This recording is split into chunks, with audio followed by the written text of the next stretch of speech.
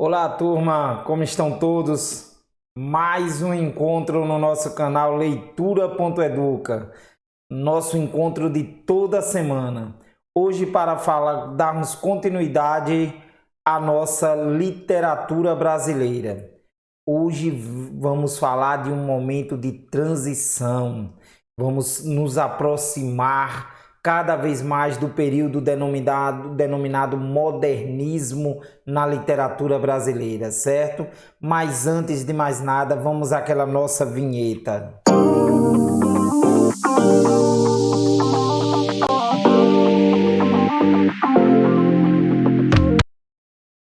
Beleza, turma?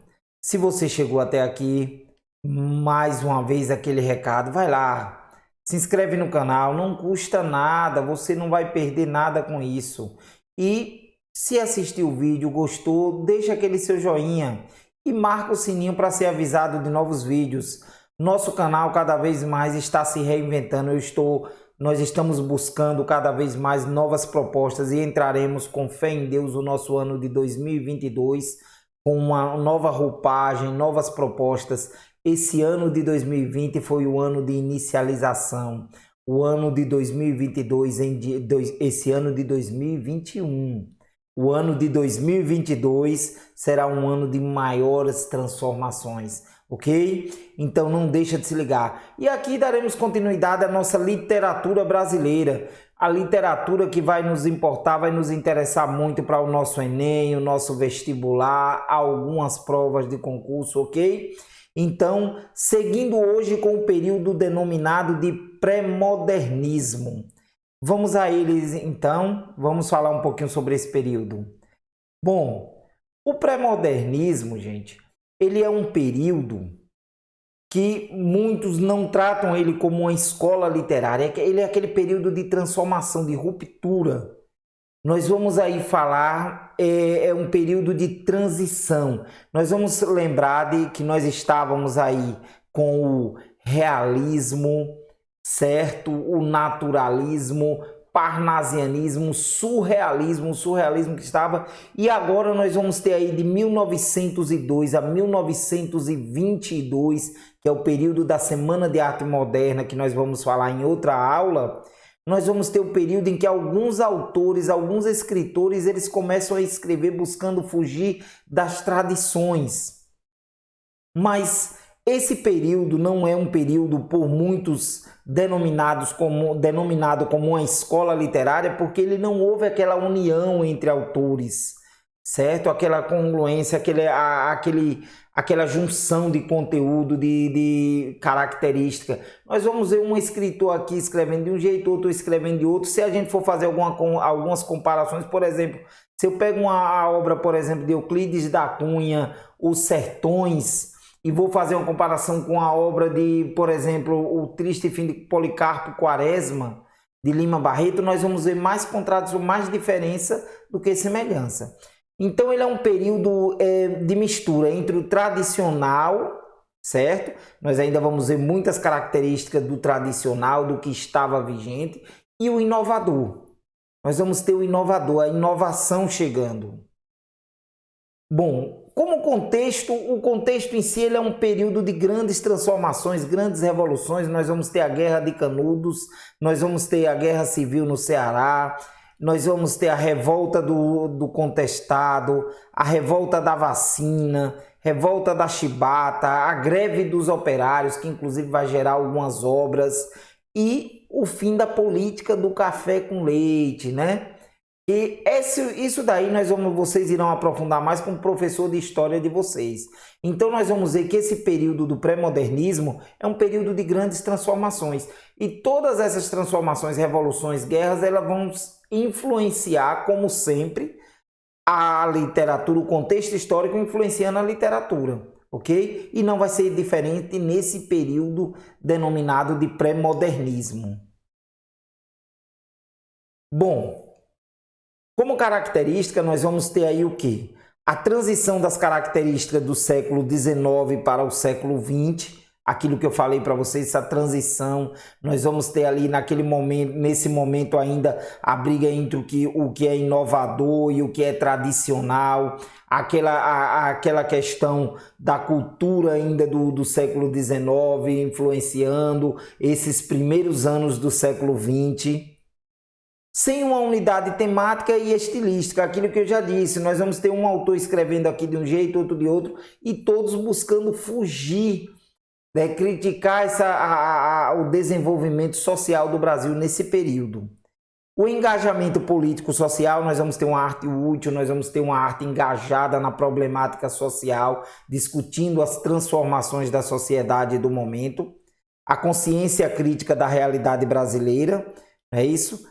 A revelação dos diversos Brasis. Agora nós vamos ver o Nordeste, nós vamos ver o Sul, Sudeste, nós vamos ver as obras representando todas essas partes do nosso país, dessa diversidade desse nosso país continental. O pré-modernismo ele começa isso, ele vem antecipando algumas características modernistas. Bom, aí vamos tratar de alguns escritores, os mais importantes desse período, desse momento denominado de pré-modernismo. Nós vamos ter o grande Euclides da Cunha, fantástico, foi escritor, ensaísta, poeta, jornalista, historiador, sociólogo, geógrafo e engenheiro. Sua grande obra é Os Sertões, né? Que vai retratar a Guerra de Canudos. Uma obra que vai demonstrar um pouco da vida do sertanejo. Ela vai estar dividida, Os Sertões vai estar dividido em 3 partes: a terra, o homem e a luta. Certo? Ele vai fazer de uma forma extraordinária toda essa descrição. Essa é a sua obra de maior relevância, ele tem outras também obras bastante importantes. Foi um dos grandes nomes da nossa literatura e da nossa cultura, da cultura brasileira, o nosso querido Euclides da Cunha.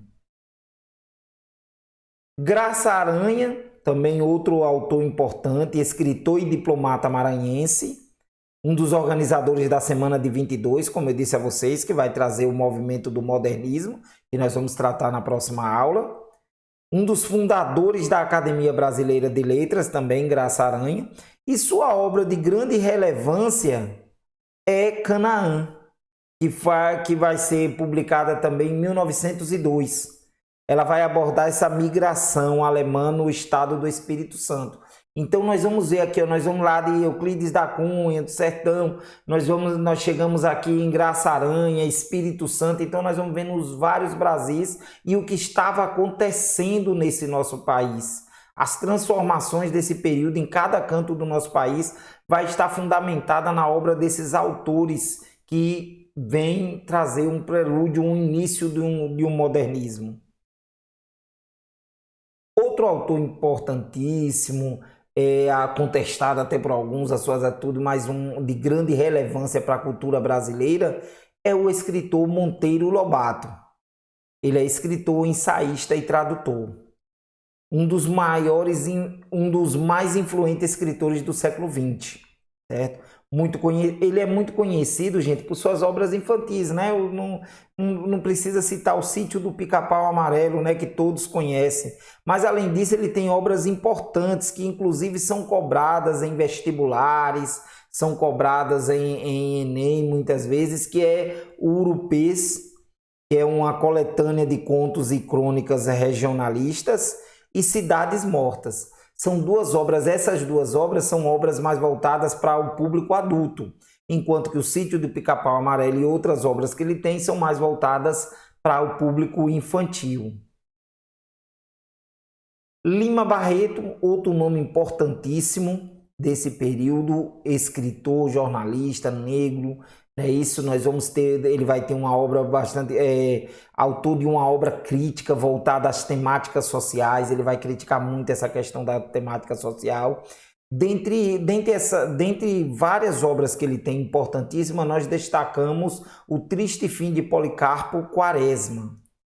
Ele é um texto escrito em linguagem coloquial, ele faz uma crítica àquela sociedade urbana da época, aquele ufanismo da questão do meu país, tudo exacerbado, um ufanismo até ingênuo. Ele faz essa crítica a esse ufanismo nessa obra O Triste Fim de Policarpo Quaresma. Aconselho a quem não leu fazer a leitura, é uma obra bastante cobrada e independente se é uma obra cobrada em vestibular, em prova ou não, é uma obra muito bela, muito bem escrita, muito boa. Eu recomendo. E por último, nós temos aqui dessa época um autor, um poeta. Os outros já são prosadores e aqui nós temos um poeta, certo? Que vai romper com todas aquelas características que nós já estamos acostumados a ver na poesia temática. Ele traz uma temática própria sua, não é isso? Uma produção muito pessoal, com muita terminologia científica na sua obra. Sua única obra foi o livro Eu, né, que é uma poesia científica, filosófica e pessimista. Augusto dos Anjos ele vai trazer essa diferença na sua obra. Aqui eu trouxe uma obra para nós percebermos um pouco quão diferente é essa obra dele, o quão fantástica e o quão ela choca. Imagine na época em que ela foi lançada. Psicologia de um vencido. Eu, filho do carbono e do amoníaco, monstro de escuridão e rutilância, sofro desde a epigênese da infância, a influência má dos signos do zodíaco. Profundissimamente hipocondríaco, este ambiente me causa repugnância. Sobe-me à boca uma ânsia análoga à ânsia que se escapa da boca de um cardíaco. Já o verme, este operário das ruínas, que o sangue podre das carnificinas come e a vida em geral declara guerra, anda a espreitar meus olhos para roê-los, e há de deixar-me apenas os cabelos, na frialdade inorgânica da terra. Veja o quão diferente, veja aí termos bastante científicos, né? Ele fala e esse pessimismo que ele traz nessa sua obra. Então é uma obra que vem se diferenciar de todas as outras que nós vamos ver ante ele, certo, gente? Então nós vemos aí, então esse é um pouco desse momento, desse movimento literário. Como nós já dissemos, ele não é tido como uma escola literária, ele é mais um período de transição, de passagem de um momento para o outro. Nós vamos vir do que era antigo, do tradicional, para entrarmos no modernismo, dentro de um Brasil moderno, um país mais urbano, mais desenvolvido, e vem para isso o pré-modernismo, trazer luzes para o nosso futuro modernismo, que será tema da nossa próxima aula, ok? Espero que vocês tenham gostado desse resumo. É um pequeno resumo. A nossa ideia de trabalhar nesse canal são pequenos resumos trazendo características importantes. Qualquer dúvida pode deixar em comentários aí que vocês serão respondidos, ok? No mais, agradeço a todos que ficaram aqui até agora. Um obrigado e até nosso próximo encontro.